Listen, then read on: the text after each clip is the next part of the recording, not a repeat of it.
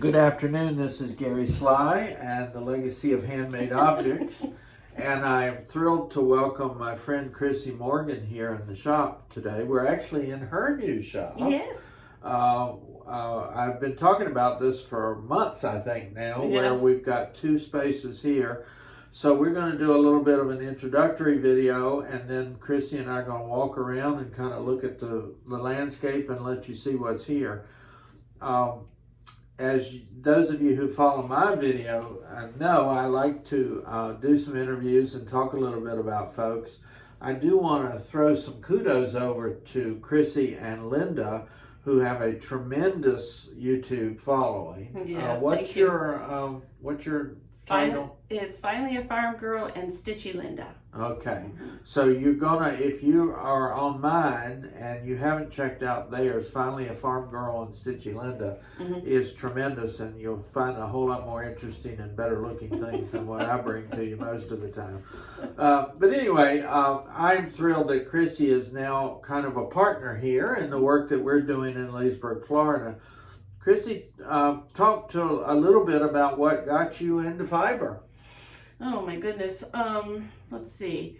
Well, I started stitching in 1976, so I was 10, on a stamped cross stitch from Kmart, and it was for an anniversary gift to be given at Christmas to my my grandmother, who also cross stitched and taught me. Wonderful. So it started way back then, and then I think pretty much I followed my mom's lead, which if she could get into it, she got into it. Whether it was ceramics, she did it, and I kind of followed. I was the one that would follow suit with that. So very cool.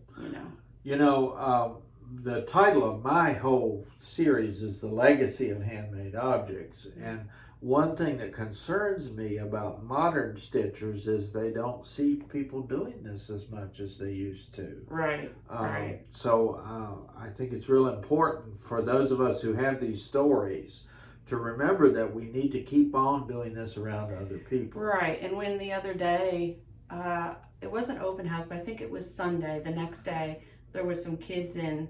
Right. Oh no, it was for Margaret. Yes. Yeah, I remember. And we got it. Just, to me, that means everything. When you see a little kid get little stars in their eyes, and you get them a pattern and they're ready to go, and then you were able to give them the floss, and that was kind of the first time I saw that full circle of what we were hoping for. You can grab something from me, and then you can walk next door to Gary's, and it was nice to see the little ones, and that just makes everything worthwhile. That next little generation that's willing to say, I'll try it.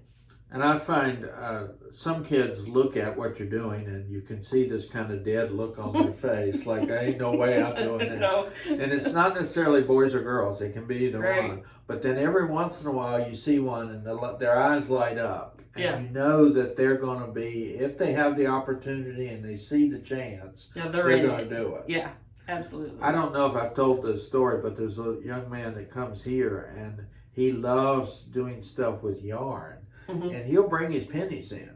Oh, cute. And whatever amount of pennies he gives me, that's what I take for whatever he's chosen for that day. I don't even try to figure it out, because he's got the bug. Right. Oh, now, bless. I've tried doing designing, and that hasn't gone very well for me. What got you into the designing side of things? Well, it's kind of a cute story. And I tend to forget the name, but you can help me out with this because it goes way back. But I was up when I was model stitching for the Twin Peak Primitives, there was a good 5 years of doing some model stitching for them. They had a lot of farm themed, and we had the farm at the time. So it just worked out. And then I did some color conversions. And then I heard it in my head a few times, you might want to give this a shot, but thought, heck no way, can't do that. And then I went up to a stitch-in, and I ended up sitting next to Cindy Sorley, I think it is, that had a cross-stitch store up in Tennessee. Okay. And she designed the Foxwood Crossing.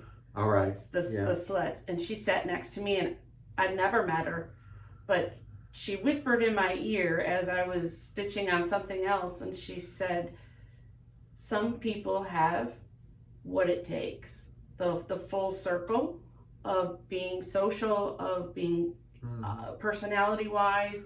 And she says, I think you might want to try designing. And I'm like, you're Ooh, funny. That's good. And she says, no, seriously, sometimes, and I'll never forget in a funny way, because it wasn't really ever about money, because I was like, oh, no, I can't do that. She really encouraged me, and she said, I said, aren't I too late to the party? You know, I'm in 50 something, and she's like, never too late to do something like this. And she said, go get yourself a piece of the pie. Right. And I mean, I just sat there and I thought, if you don't try, just like I was hesitant to do Flosstube, if you don't try, you'll never know. So I gave it a shot. Now, I will say this, I don't know if I've ever said it to you, I was hesitant to do Flosstube too, but you and Linda gave me a little bit of prod and said, go try it. Right. So that's good information for all of you out there. I know that there's one or two folks who follow my Flosstube who got a little more involved in it because they saw that I could bumble my way through and manage to make it work. Yeah. And that's really what our community is about, I think. Absolutely. Yeah. And I've heard you say, you're not always perfectly sure that you're placed where you need to be yet. Yeah. But, you're being accepted, your work is popular, you're doing fine. Thanks. So keep on rolling. Yeah, I think it was one of the best news or inspiring after 2 years was, I think it could have been Rod from Hoffman. Somebody, I'm pretty sure, but it was at Nashville, and somebody said, no, I know who it was, Judy Whitman. Right. And we were sitting at a Stitch Con, and she said the most important thing is stay in your own lane. Just stay true to yourself, stay true to your art. So when you do your Flosstube, do what comes out of you naturally. And I think that it was a little hard because at first what I designed wasn't what I thought I was going to design. I sat down to a blank slate and I thought, how did I get a mouse? I was going for a primitive type pattern and I ended up with a mouse. And I just have had, they're like, just at 3 years, you'll start feeling in your own lane and just stay there. Don't compare yourself to others, because that was the hardest part. Sure. So. And if you have not checked out Chrissy's Matilda series, she's a very important figure here in the shop now. Now, we have only, over the last few months, began to pull this together where you have your own shop. Right. Was that something you had in mind along through the years, or well, did it? I can say I've always wanted to have my own thing, and it wasn't really until you approached and shared the idea that I thought I could pull that off a little bit, because my mom and my grandmother had the Jan Lee craft shop. It was her name and my grandma's middle name, and they had a craft store back in the day when you were cutting out and doing all the tiny little decoupage. And that was up in Michigan? That was in Michigan. And I have their picture of opening day and all that stuff. And my great grandma was there. So, I mean, I always thought it would be fun to even open a shop with my mom. My mom had a yarn shop in Georgia. It's never not been on my mind. Okay, good. So when you approached, I was here that same day to go look at it. I didn't hesitate. There was not much hesitation when I offered the idea. Right. I mean, I hear a lot of people who say they'd love to have a shop. Right. But I guess probably what would have been helpful to you to at least have seen what was going on. I mean, I thought the same thing, but until I worked with Sally Criswell up in Trenton and actually saw the workings of a shop, did I kind of think maybe I could do it. Right, right. And, 30 years ago, there were shops all over the place, and you were able to make it work. It's very hard to do now. It's definitely different now than it used to be, because I mean, just as a shopper in general, you didn't have to drive very far, But now the internet and all the options there make it very hard to kind of know where to keep up and how to. There's a commercial, I don't know if you've seen it, there's this guy with sticky notes all over him. He's a small business owner. Yeah. Well, that's kind of the life of a small business owner. It very much is, okay, I got to do 12 things in the next few minutes here. It's never not on my mind. Like, I'm always thinking of something at home, what I'm going to bring in or what I'm going to talk to you about or what we can offer for the next holiday. Right. That's the only thing is my brain doesn't shut down, but I'm used to that. So. Oh, hold on tight. Chrissy's got me working on Halloween ideas already. Oh, it's going to be And good. that's not always one that I've put a lot of emphasis on. Even though I love Halloween, it's just not been Christmas is my thing, and they already know that I will go on about that forever. Can you talk about your vision for the shop as it is put together right now? We're also going to do another video where we take a tour, but what can you think about what you've sort of been, can you put into words what you've been thinking about in terms of vision? For future? Well, starting now, but also future, sure. I think like right now, the biggest thing I told you that I wanted to be able to do is incorporate a love that I have for vintage and thrifting and antiques, things that I decorate with my stitchy pieces, because it's something else that I love to do besides stitching. And then I love the rug hooking and the wool applique, and it really has motivated me personally to pull all those things back out, because designing did takes a toll on your time a little bit, but that has been really motivational to even just be in your shop and see all the fibers you have. So I just, for the most part, for right now, I want to have a space where you can come and feel like you're at a home away from home. Right. And you can find something that makes you smile and happy, or want to try something new. And then I think the classes will be the newest thing to me to want to offer, because I need them too. Sure. And my mom was firm, and so is my grandma, and don't ever stop learning something. Yeah. So if I can bring all that and mix it all together in some sort of a concoction, that would be great. So yeah. I think so far it's been real encouraging to me that when we have talked about how things kind of mesh together here, it has made pretty good sense. Mm-hmm. There probably will be a moment or two for either one of us where we're like, maybe I don't want to get into that part or whatever. But I think we can work that out. Yeah, I mean, we're both. I mean, I know, like, I have days where I feel tired. Like, neither one of us are young chickens by any means. So there might be something where you're like, I don't want to bite off, but I think that's where we can each just balance each other out with what we're doing, and that's been great. So. And at least you like to plan ahead. Yeah. Which is my technique as well. Yeah, absolutely. If you had come up to me October 1st and said, we want to do a Halloween craziness, I'd have looked at you with very tired eyes and said, no, I don't think that's going to happen. Yeah. Maybe for next year kind of thing. But luckily, you've already gotten deep into it, and that works very well for me. Right. And hopefully it'll work well for everybody else, that they can, even if they don't, I think it's one of those things where maybe you don't make it this year. Maybe you don't make it to the first class, but it's spreading the news of this space. And I also love to prevent all of these crafts, or not prevent, but preserve everything we got going on. I like the preservation of the downtown. I mean, I loved where I came from. It was a village. It wasn't even a town. And just the fact that you could walk down the street and get a cookie, get a cup of coffee, and come and then sit, and that to me is just full circle, and keep it here. Keep the history right here. Oh, so, I adore living here. Yeah. Doing the same thing. Walk up the street when I want something. Right. Even when I can drive now, if I can walk, I don't. Right. And that's a very different pace. Yeah. Than most of the world. Yeah. I grew up like that, so anytime you can do that. You know, I mean, it wasn't just ride your bike, but it was, can I ride my bike to town? And then you pass the library, and there was no cell phone. So I mean, anytime I can encourage my kids, go take a stroll. They're the things that you remember. The clock in downtown, like, I love that. Right. Those are the pieces. So I want this to become a well-known stepping point and stopping place.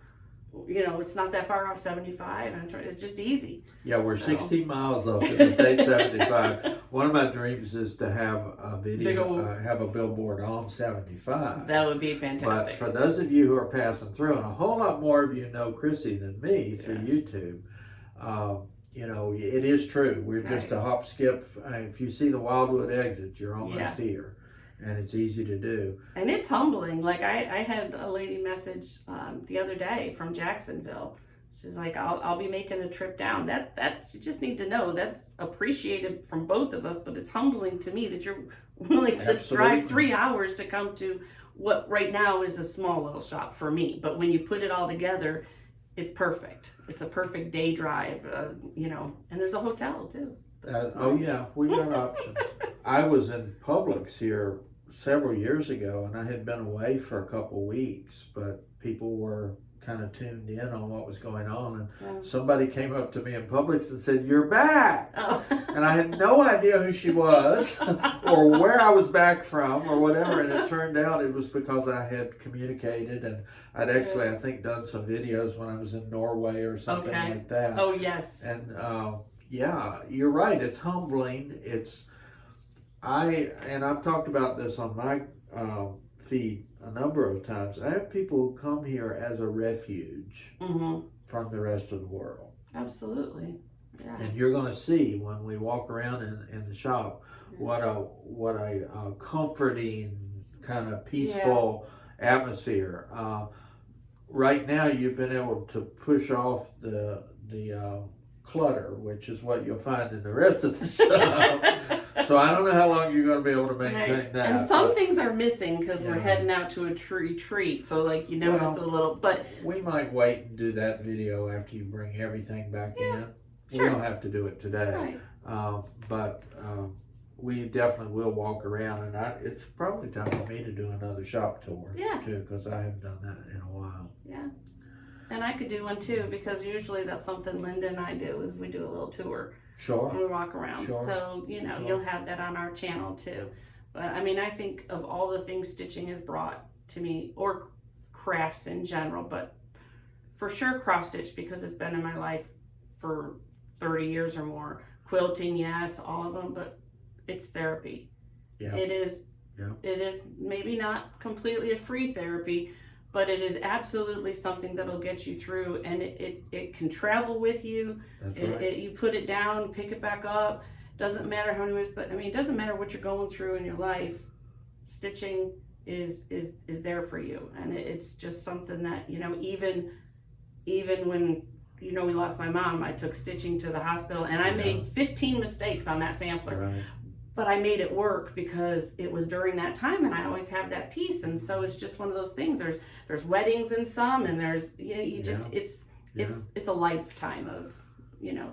A woman stopped in the shop yesterday. She didn't want to buy anything. She just needed to stop by. I've known her for years.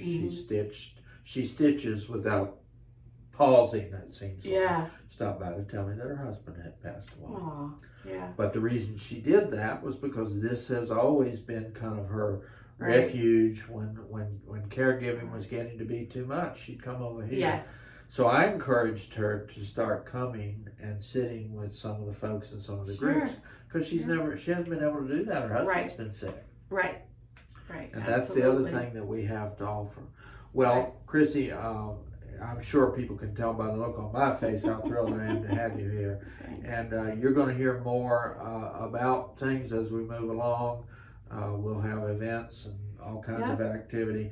The sky's the limit for you too. You may be only in 2 rooms right now, but who knows where you're going to end up. Yeah. So it's, I have to reel myself in. I started in one room about the Yeah. size of this room. So you know, you may bust yourself out of here. And it was really cute, because I think there were, I feel like it was Cecilia Heart and Hand, I think, at Nashville, when I was picking up a few things, and I said, it's only 300 square feet. Right. And she goes, that's where I started. Yeah. So I didn't feel as bad when people started saying, that's okay. No. So, you know. And you have a unique combination of the design work and all your kind of aesthetic appreciation of primitives and that sort of stuff, which is very unique. So it's really going to go a long way. Well, thanks again to Chrissy for being here. We'll share a good tour of the shop when it's all packed and everything is photogenic, and we can show you what's here. But thank you for tuning in this week. It's Gary Sly and the Legacy of Handmade Objects. And Bye, guys. Turn this off.